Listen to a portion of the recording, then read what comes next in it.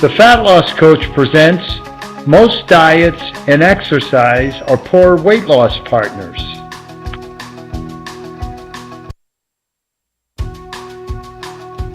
Exercise by itself is a poor weight loss manager, and it increases the need for better nutritional requirements. I believe I would receive very little disagreement that a combination of nutrition and exercise is the answer to improvement in weight loss, fat loss, fitness, and health risk concerns. With obesity reaching epidemic rates and the dropout rate of most health clubs remaining high, this video's intent is to lay a foundation why exercise and most diets are poor weight loss partners.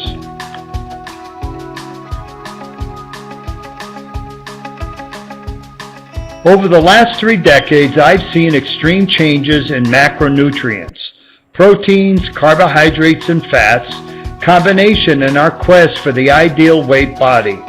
Everything from high carbohydrate, low fat, high protein to the many low carbohydrate diets, though the failure rate in managing our weight continues to rise.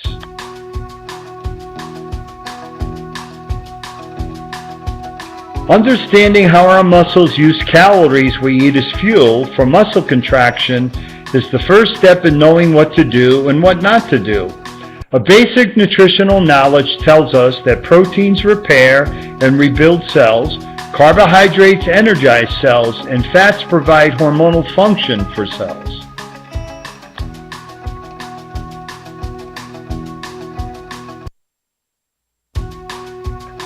When we lack balance in protein, carbohydrates, and fats, our bodies adjust and can use all 3 as a source of fuel for muscle contraction and cellular energy.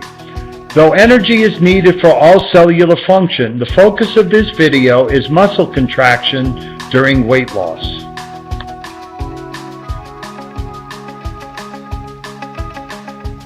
All muscle contraction derives energy from adenosine triphosphate, or ATP. The primary source of ATP comes from glucose, which is stored in the muscles and liver as glycogen, glucose and water. Muscle contraction during anaerobic activity, resistance training, can use glycogen directly to form ATP. The process is anaerobic glycolysis, meaning it uses glucose as energy with very little oxygen, 90% glucose, 5% oxygen, and 5% fatty acid.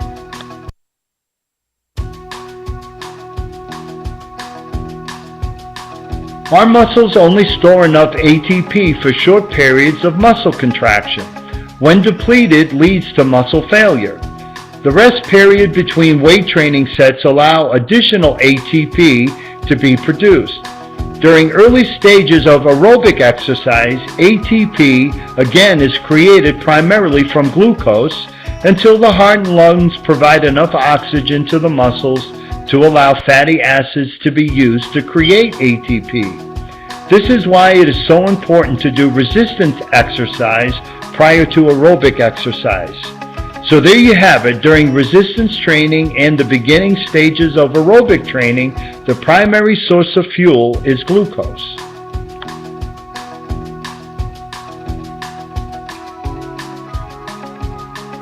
This supports my claim that low-calorie, low-carbohydrate diets and exercise make poor partners for weight loss. To uncover why, we need to quickly look at the concept behind low-calorie, low-carbohydrate diets and how they work.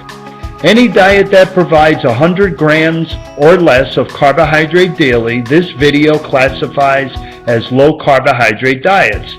This will quickly deplete the glycogen stores in the muscle and liver. This by itself is testimony that our muscle's primary source of fuel is glucose.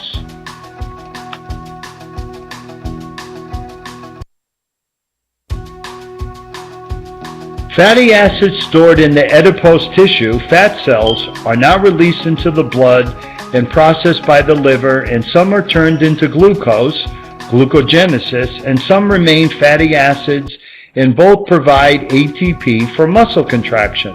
One of the byproducts of this process is ketone bodies, which can provide energy to the brain and nervous system. The problem Glucogenesis, non-glucose turned into glucose, provides fuel to the muscles less efficiently than glycogenesis, glucose. The end result is increased muscle fatigue, decreased muscle power, and this leads to poor athletic performance.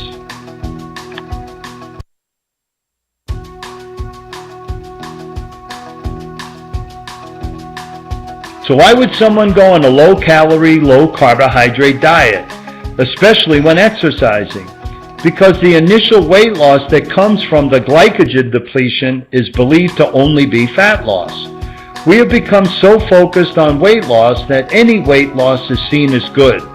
As identified earlier in this video, glycogen is a mixture of glucose and water, and the majority are stored where? You guessed it, the muscle. A large percentage of the initial weight loss is coming from muscle loss.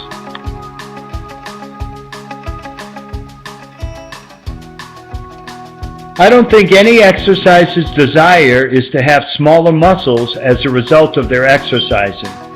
The goal of exercise should be to improve body composition, the percentage or ratio of muscle to body fat. This can only be accomplished by losing fat without the loss of muscle tissue. Maintaining muscle mass is vital to sustainable weight loss.